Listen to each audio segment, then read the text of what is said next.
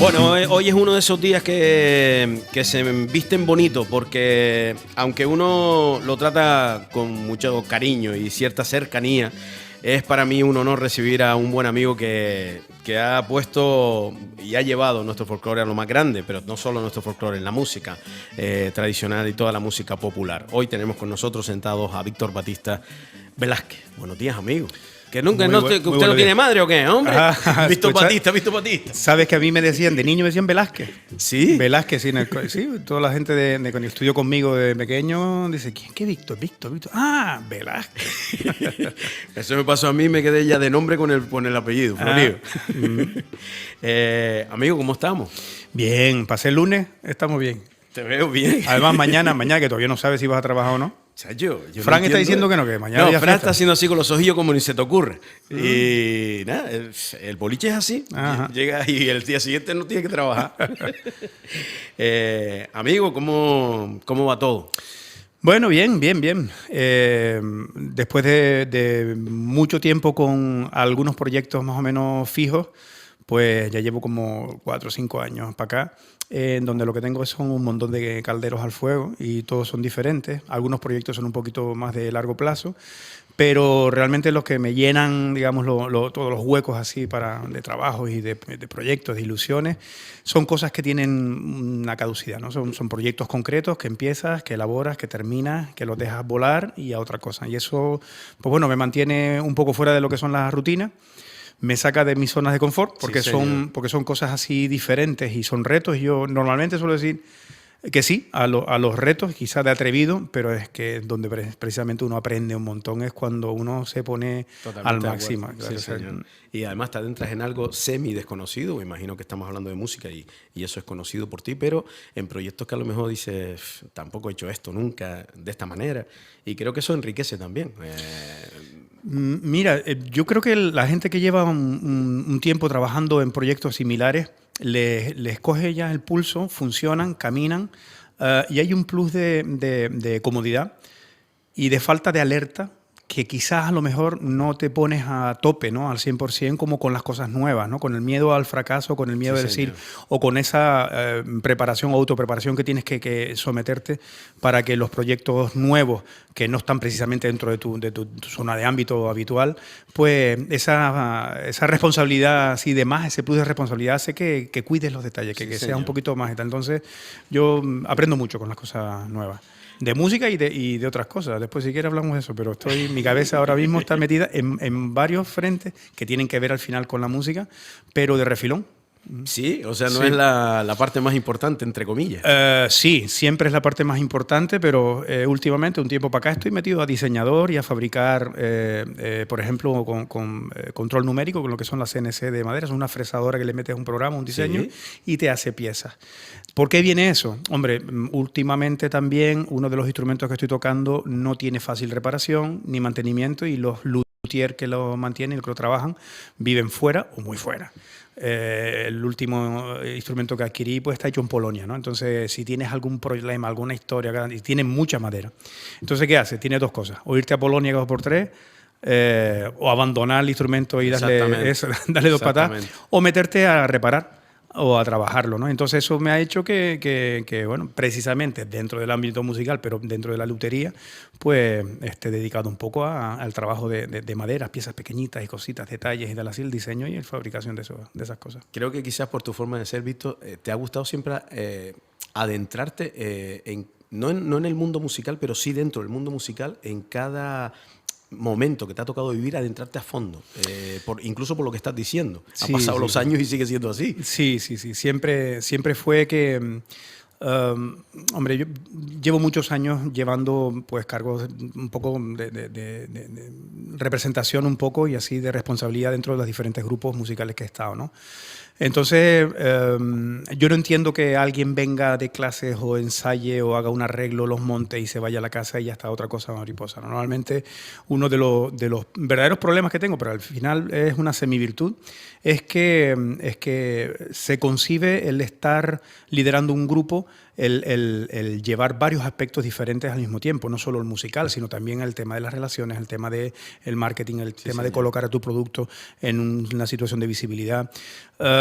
meter las narices en otras cuestiones que no tienen que ser estrictamente musicales, como puede ser también, yo qué sé, desde la vestimenta, desde qué tipo de conexiones o cómo abres ventanas en tu casa para que entre la luz por otros sitios y no normal. Eso como muchos grupos o muchos profesionales que se empeñan en, como dicen los cubanos, en bailar en casa del trompo, ¿no? Entonces, claro, entonces si estás bailando casa del trompo, el trompo te va a ganar siempre por goleada. Y hay otros que lo han hecho antes que tú y posiblemente mejor. Sí, señor. E incluso si tú lo haces mejor que eso que estuvieron antes que tú, las marcas ganan. Muchas veces hay muchas marcas que ganan. Entonces, procúrate ponerte en un sitio donde, si vas a estar gritando y cantando, en un sitio donde no haya ruido, ¿no?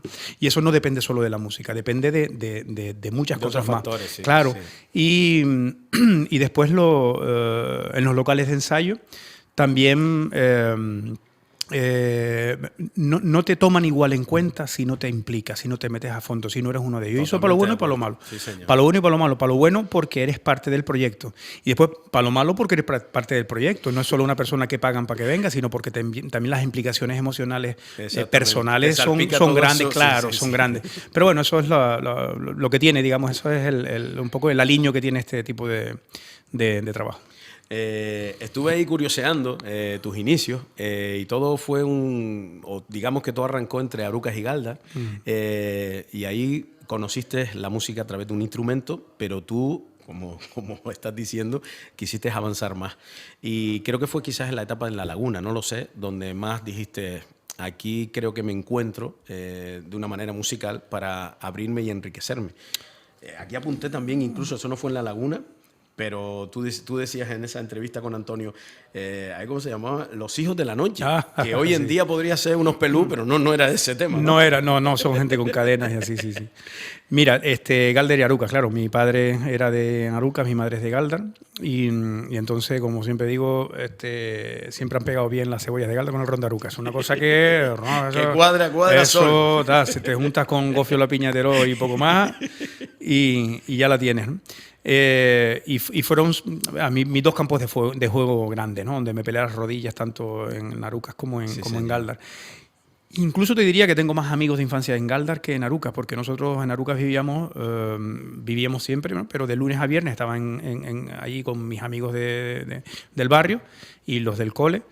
Pero después, claro, fines de semana, Semana Santa, Navidad, había que ver a la abuela. Entonces mis periodos de ocio más grandes fueron en Galdar. Y precisamente allí, pues en uno de esos veranos, yo tenía a lo mejor 7, 8 años, una cosa así, pues les dio a mi padre y a mi madre por apuntarnos en casa de Juanito Gutiérrez. Juanito Gutiérrez era el líder de los Hijos de la Noche, que era un grupo que en ese entonces era la leche. O sea, era un grupo que habían renovado todo su repertorio de música tradicional. Ellos eran músicos de ascendencia tradicional, porque sus padres, abuelos y demás pues les enseñaron la música de la tierra. Pero ¿qué pasó en esa época? Estamos hablando de mitad, entre los años 30, 40 del siglo pasado en Galdar. ¿Cómo aprendía un músico antes? Viendo a los demás. Entonces, ¿cómo les llegaban las músicas nuevas? Pues escuchando a los demás. Pero ¿qué posibilidades tenía de que le llegaran músicas nuevas? A lo mejor cuando escuchaba una banda, cuando empezó a llegar el cine, cuando llegaba la radio, ¿no? Que en ese entonces la gente escuchaba mucho la radio. Pero ¿cómo aprende un músico? Con repetición. Entonces, ¿cuánto tienes que esperar para que una canción o una pieza la vuelvas a escuchar y tal? Pero ¿cuál fue el fenómeno que dice, pónmelo otra vez? El disco. Claro, llegó el disco, entonces, a partir de ese momento, y parece muy lógico pensarlo, pero poco se ha hablado de este tipo de cosas, ¿no? Porque desde que llegó la posibilidad de que la gente tuviera, cualquier paisano tuviera un disco y ponlo otra vez, aunque no entendiera la música que estaba escuchando, porque ya en ese entonces, desde los años 20, las armonizaciones y orquestaciones que habían en Argentina, por ejemplo, de tangos y de boleros eran espectaculares. Preciosas, unas cosas que todavía hoy los escuchamos y dices, Dios, ¿cómo sonaban esos discos? Y los músicos de la tierra escuchaban eso. Claro. Dice, yo no sé qué me gusta lo que estoy escuchando, pero no sé cómo reproducirlo. Entonces, de repente, un tango se convertía en un vals o los acordes los cogían por encima, pero fue el revulsivo para que ellos empezaran a tener música nueva. Y esos fueron los Hijos de la Noche. Lideraron todos los bailes de los casinos, las serenatas y algún que otro concurso en aquel entonces. Ese fue mi primer profesor, Juanito Gutiérrez. ¿Y ahí era instrumentos eléctricos o de cuerda? No, de cuerda. O sea, lo único que eléctrico que tocaron ellos allí eran los micrófonos y de aquella manera. De aquella manera, entonces. Que eran los micrófonos aquellos que se ponían ahí delante y poco más. Vale, o sea, estamos vale. hablando de grupos que eran como las parrandas de... Sí, bueno, no, sí. las parrandas de hoy no. Las parrandas de hace Sí, de los 15 bailes de años, taifa, a lo mejor de de los aquellos de tiempos. antes, Vale, sí. vale, vale. Tipo Serrillal, Volumen, Sí, sí, cositas sí, así, sí. Y era, Juanito Gutiérrez era casi sordo de un oído, tenía un problema siempre de un oído. Él trabajaba en las plataneras, era analfabeto, o sea, él no sabía leer y escribir, pero tenía una oreja espectacular. Bueno, cuando dice la oreja, la otra. Sí. Tengo Aquella una- no. Oye, por cierto, tengo un amigo, no sé para dónde andará, que tenía un programa de música que se llamaba La Otra Oreja de Van Gogh. Porque todo el mundo habla de la oreja La que oreja de Van cortaron, Gogh. pero la otra es la que siguió con él, claro, que es la que funcionaba. Que era la que servía. Pues Juanito Gutiérrez resulta que solo escuchaba por esa oreja bien, pero dicen que era capaz de tocar 1000 mazurcas de memoria y de las cuales pasada. la mitad eran invención suya. Era gente que tenía, bueno, o sea que esta tierra tiene Antes un se montón de estilaba, músicos. sí, era una pasada. Músicos buenos. Sí, Sí, sí. Bueno, tú vienes de una tierra, de un sitio donde hay talento Arriba, y donde sí, hay sí, sí. músicos, Sí. músicos de la tierra que son sorprendentes. Hoy en día tú los escuchas todavía y en las armonías y en los dibujitos que hacen y cómo te acompañaban todos, sobre todo los Te lleva los la de púas, raíz, ¿no? De atrás, la púa. claro, sí, los sí. púas aquí Ahí, eran sí. espectaculares, eran muy buenos. Después sí es verdad que te adentraste en el solfeo y estudiaste la música tal y como es para poder escribirla. Bueno, sí, eso fue siempre desde el principio. Desde el Colegio La Salle tuve un profesor que se llamaba Antonio Hanna. Siempre fuiste de la mano con el Sí, solfeo. sí, Vale. estudiando sí, pero lo que pasa que dar el salto para dedicarme exclusivamente a estudiar música sí fue bastante más tarde, ¿no? Pero siempre desde pequeño estudié música y guitarra no, porque guitarra, pues yo estuve estudiando algo de piano. Estuve estudiando solfeo, tú sabes que antes se empezaba a estudiar solfeo y después cogía el instrumento y tanto, entonces yo empecé con el solfeo, con el piano, etcétera, con lo que eran antes los conservatorios municipales, que eran Sí, señor. Juan Ocede. Sí. Y entonces, pero fue un poquito más tarde cuando cogí la guitarra. En La Laguna tuve un pedazo de profesor que sigue en vivo, que es Silvestre Álvarez. ¿Tú te acuerdas de un señor que se llamaba Agrícola Álvarez? Que era timplista, salían los minutos musicales, de esto así, en los ajustes musicales, y que era un señor que tocaba un timple, que los construía él, se llama Agrícola, fíjate tú. Y entonces tenía el mal de San Vito, que en una de estas, y la mano le saltaba y tal. Tú si lo veías, dices tú, coño, qué nervios me está dando este hombre en una de estas, se va o le da un bofetón al de atrás, o va a romper el instrumento. Pero él buscaba cada huequito para hacer su tic y volvían las manos al instrumento y tú si lo estabas escuchando con los ojos cerrados no lo notabas para nada. Musicalmente no perdía. Para nada, pero para nada. Tú todavía las grabaciones de Agrícola son espectaculares. Y fíjate que 2 nombres para 2 hermanos, Silvestre y Agrícola. Eran del campo los dos. Pues Silvestre fue y sigue siendo un pedazo de profesor de Tenerife, que fue premio Segovia en su momento, y él montó una academia allí, que muchos de los profesores, hoy en día que están, que han salido del Conservatorio de Santa Cruz de Tenerife, muchos de ellos pasaron por las manos de Silvestre, incluso en el superior. Porque Gutiérrez, que era el catedrático de guitarra del conservatorio, y Silvestre, que tenía una academia privada, Silvestre trabajaba con todo el mundo, pero Gutiérrez era como muy celoso y no quería que nadie estudiara por fuera de él. Entonces, lo que hacía eran los alumnos iban a estudiar con Silvestre sin decirle nada. Y entonces, claro, muchos de los profesionales que salieron con Gutiérrez en realidad fueron pulidos. El diamante los pulió Silvestre por fuera. Y con él fue con el que inicié yo el tema de la guitarra clásica.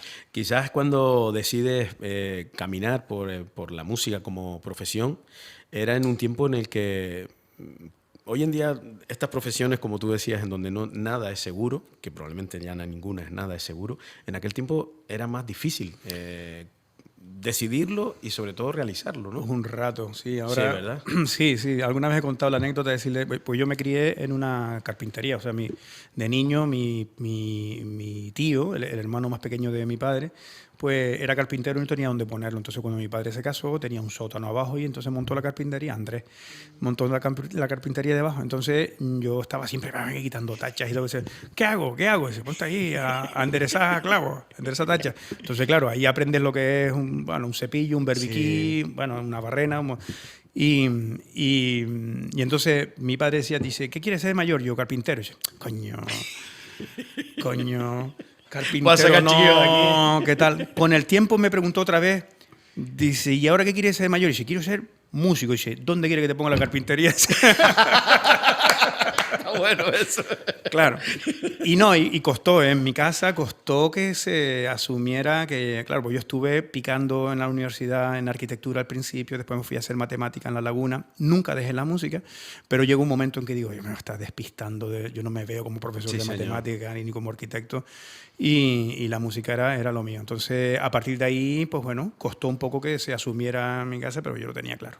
Pero me imagino incluso en tu casa y en tu interior lo tenías claro, pero me refiero que en la sociedad vivir en aquel momento de eso era difícil, porque te adentras en una historia que... Y además en una época donde no era fácil moverse, donde casi la única salida que había en aquel entonces era o dar clases o prepararte unas oposiciones y terminar igualmente en un instituto en vez de dar clases de matemáticas, dar de música para gente que no quiere estar aquí muchas veces, o por lo menos que no quiere. Sí.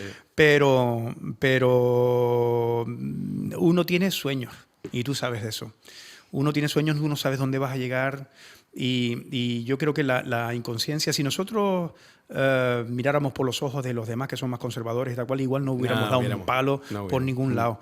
Entonces, o nos tiramos nosotros a la piscina de nuestros sueños y después somos consecuentes con lo que sea. Pero hay que hacerlo no esperando que solo la decisión te dé el éxito. No, es la decisión que quieres, el camino trazado, pero después el esfuerzo diario, trabajo y marcar tu pauta, crearte una marca, ¿no? Para que eso funcione. Y si era... Ahí no puedes mirar mucho para adelante, porque igual te descorazona. Dices tú, yo me futuro, dice, ya veremos qué pasa. Bueno, no me ha ido mal. Es cierto, es un camino en el que la luz larga no se pone muchas veces, pero la corta a veces te da un montón de agradables sorpresas que aparecen en el camino y como tú dices, sueltas una y coges otra en la que te aventuras en otra cosa totalmente diferente. Eso es quizás lo más que me gusta de estos oficios, en los que nada se da por hecho. Sí, eres ya profesor eternamente. No, mañana te sale otro proyecto que te puede enriquecer y que... Bueno, de un montón de proyectos has estado en un montón de grupos y hablábamos incluso por el tema del carnaval, que también estuviste en las murgas. Bueno, sí. No hubiera estado en las murgas si no hubiera sido que la gente mía de Aruca, los hallados roneados, que llevaban como 15 años... Echa la culpa a ellos ahora. Sí, no. Es que es la culpa de la amistad. Claro, eran amigos míos, tío. Yo no me veo metido en... Y al final me metí. Y me pasé me parece que fueron 3 temporadas, uno así. Y en la segunda fue cuando estuvimos hablando con Angelín Merino, ¿no? Que él apostó un poco por el grupo. Después él iba para allá y vio lo que yo estaba intentando con ellos, era que cantaran de otra manera, tal. Hombre, hoy en día las murgas han evolucionado. Sí. No voy a decir que sí para mejor, pues o sea que esto es polémica. Hay gente que dice que las mejores de antes, las de tal, bueno, no sé.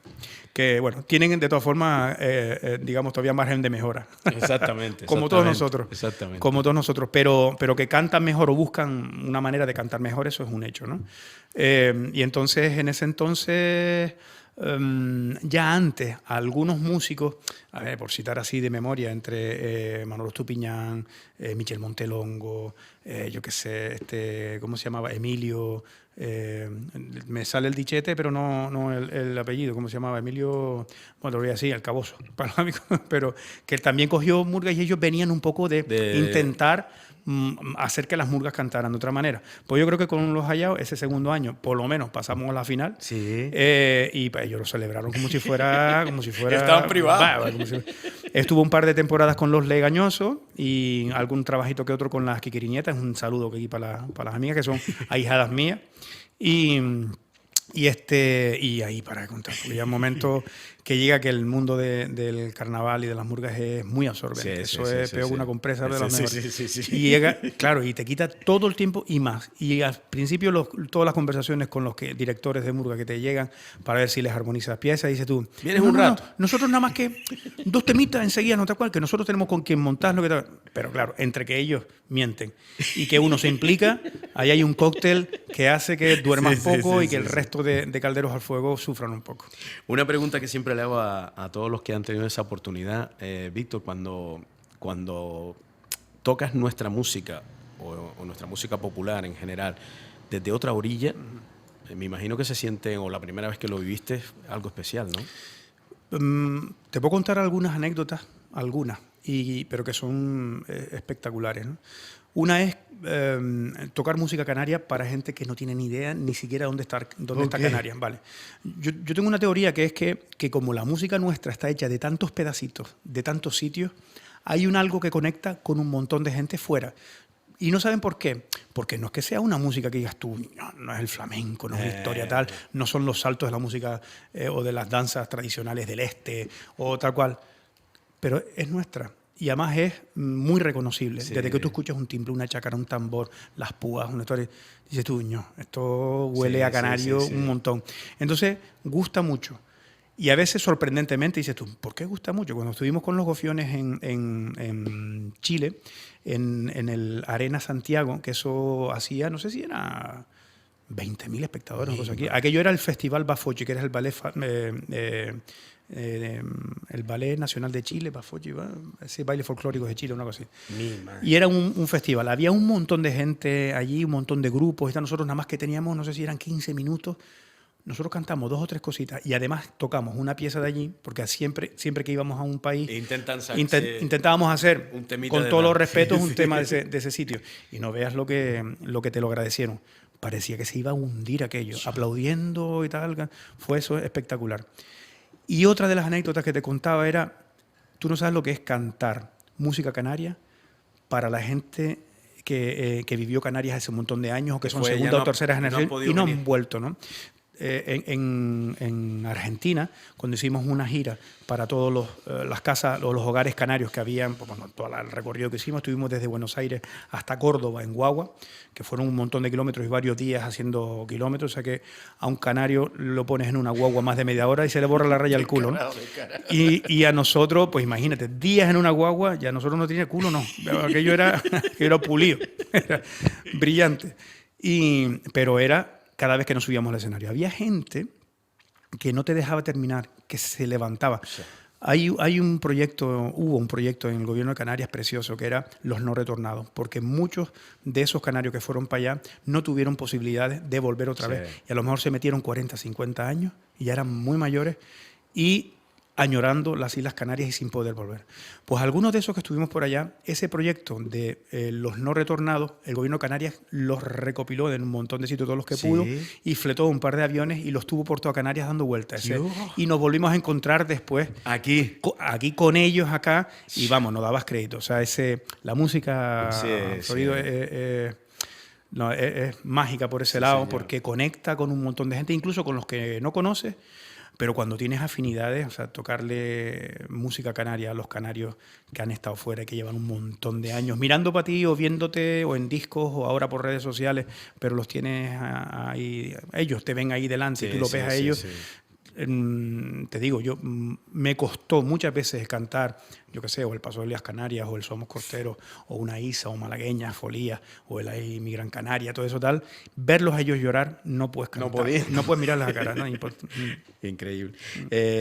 Amigo, de todo ese bagaje musical y quizás como experiencia, ¿crees que nuestra música popular ha evolucionado? ¿Estamos en la posición que debemos estar? ¿Hay que dar más ahí a los pequeños y que cojan un timple? ¿O no? No sé. ¿Tu opinión? Yo tengo el oficio de quejarme, estar dentro porque quiero, como hay posibilidad de mejorar mucho lo que tenemos. No estamos mal con respecto a otras comunidades autónomas, por ejemplo, dentro del Estado español, porque aquí se consume mucha música canaria.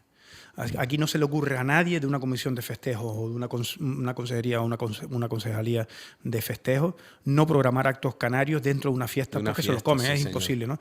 Y que más que menos cualquier municipio tiene 1, 2, 3, 4, 5 y más grupos folclóricos y así y tal. Claro, ¿qué pasa? Que no siempre la cantidad es la calidad, ¿no? No siempre estamos dirigiéndonos hacia un proyecto que nosotros queramos, porque en realidad ahora mismo, con respecto al tema folclore, no hay nadie dirigiendo, sino es la espontaneidad. Y el mercado es el que va mandando. Entonces hay grupos folclóricos que se extinguen porque nadie los llama.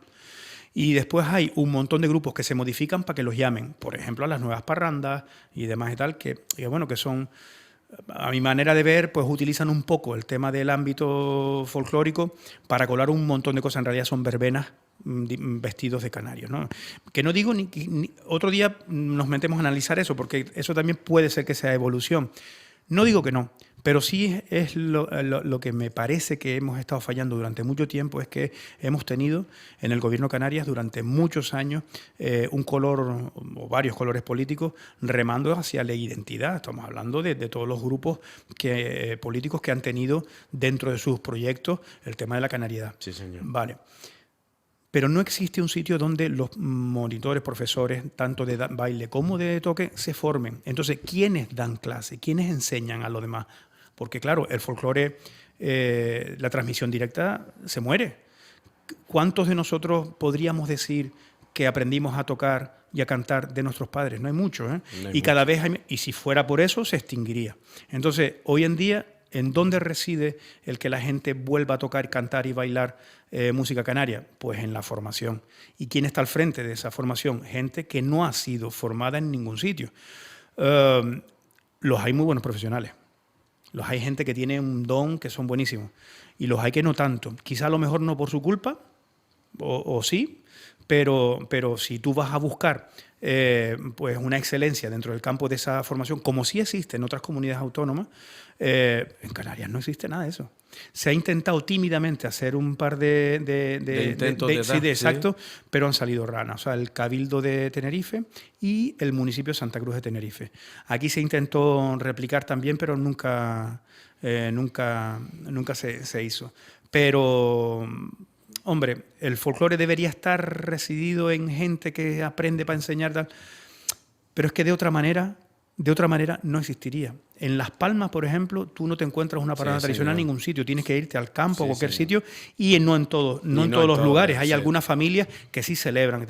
Entonces, ¿cómo se transmite el tema de folclore? Por la tele, en Tendrete, en Noche de Taifa o en por eso te decía que quizás antes la sociedad era mucho más fácil, entre comillas, y hoy en día pues es más difícil de llegar a sobre todo a los jóvenes. Y también otra cosa que me parecía importante es los grupos, como en este caso Araguaney, que pertenecí, y grupos así numerosos, creo que hoy en día es súper difícil moverlos. Sí. Y sobre todo entre islas, creo. Sí, muy complicado. Ahora, las actuaciones que hacemos fuera de la isla son vas y vienes, porque para ahorrarse el hotel, las comidas si se puede, en el día, los cachés no se pagan de la misma manera. Y como te decía, lo único es que los grupos estos busquen otras ventanas, busquen visibilizarse de otras maneras. Porque ahí, claro, ¿cuántos grupos de música popular como Araguaney conocemos en Canarias? Hay montones, claro, y muy buenos. Claro. Pero hay un par de marcas que son dos, claro, en Gran Canaria están los Gofiones y en Tenerife están los Sabandeños, que son marcas, digamos, son como de excelencia. Lo hagan mejor o lo hagan peor, tienen todo su bagaje y toda su trayectoria que hacen que lo avalan. Claro, que lo avalen. Sí. Entonces, la única manera que tú tienes ahora mismo de colocarte es visibilizarte en otros lugares. Y quizá no solo con otro producto para que te vean desde otra óptica, sino también, por ejemplo, para atender a otras generaciones que ni siquiera miran para la música. Mira, los nocheros, que estuvieron no hace mucho, hace un par de años aquí, en Gran Canaria. Pues cuando iban a venir, Pilar Socorro, desde la presentadora, desde Radio Nacional, me llamó a mí y a Benito. Dice, coño, es que van a ir los nocheros, van a estar en Gran Canaria, van a estar en Tenerife. Y entonces, antes de que estén, vamos a ponerlos en antena y hacemos una charla con ellos, ¿no? Pues estoy hablando con ellos. Yo le dije a uno de ellos, digo, coño, yo les admiro porque haciendo, y no son muy jóvenes ellos tampoco, ya tienen sus añitos, pero con música tradicional suya, que hacen, ellos siguen haciendo chacareras, siguen haciendo zambas, siguen haciendo espectaculares. Lo único que lo hacen con otros instrumentos, lo hacen con batería, con bajo eléctrico, con historia, y hace tiempo que tuvieron ese formato. Y yo les decía, los admiro porque son capaces de llenar estadios con esa música. Dice, nos costó.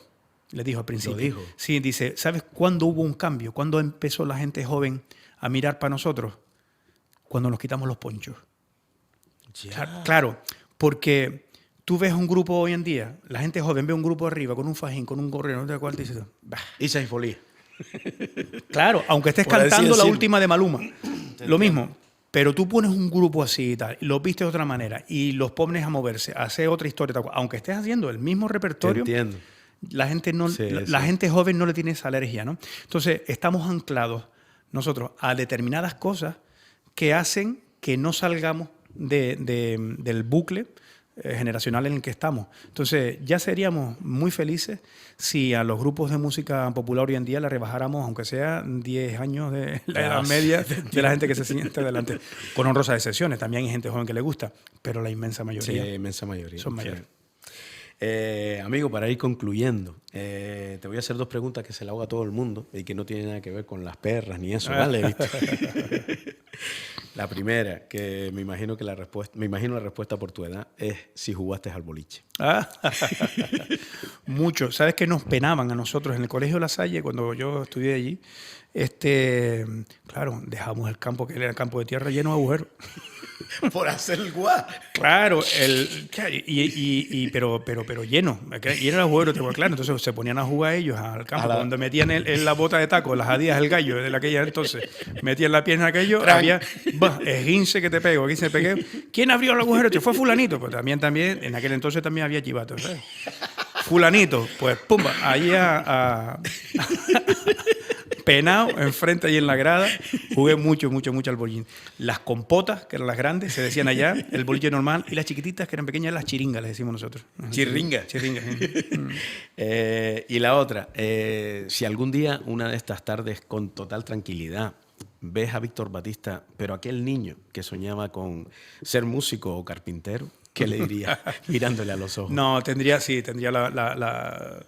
igual pues la inquietud, no sé decirle un montón de cosas, pero ¿sabes qué haría? No, más que nada, me sentaría a observarlo un rato. Yo creo que hizo muy bien su camino, y si es lo que es hoy en día es porque se equivocó las veces que hubo que equivocarse. Gracias, amigo, por tu amistad, por tu cariño, por esa socarronería que siempre te caracteriza y sobre todo por haber elevado nuestra música hasta arriba, hasta donde el cielo da la vuelta. Gracias por ser tan sencillo, pero tan grande a la vez. No, gracias a ti por abrir las ventanas que abres y por ser también uno de los referentes grandes en nuestra Canariedad. Eres parte de esta tierra, amigo. Gracias, amigo. A ti.